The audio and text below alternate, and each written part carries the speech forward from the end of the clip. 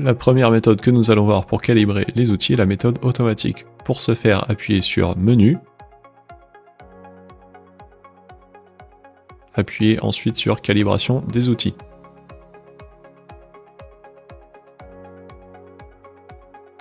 Pour effectuer la calibration, vous devez trouver des distances. Pour ce faire, prenez un outil de travail du sol et faites 2 allers-retours dans une parcelle en tournant toujours vers la droite. Une fois que vous avez fait ces 2 allers-retours, vous trouverez 2 espaces, un qu'on appelle A et un autre qu'on appelle B. Ces distances vont vous permettre d'effectuer la calibration. Une fois ces distances mesurées, touchez l'écran de calibration automatique, rentrez ces distances en centimètres. D'un côté, vous avez la distance gauche et de l'autre, vous avez la distance droite. Valider. Et ensuite, appuyez sur Corriger la calibration. La calibration est alors terminée, vous pouvez revenir au menu précédent. La deuxième méthode de calibration est la calibration manuelle. Après avoir fait vos allers-retours dans le champ, vous trouverez une distance A et une distance B.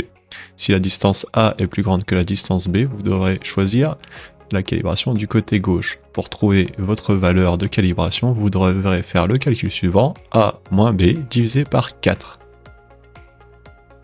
Appuyez alors sur l'écran calibration manuelle, choisissez la direction gauche, entrez votre valeur qui doit se trouver entre 0 et 2000, validez,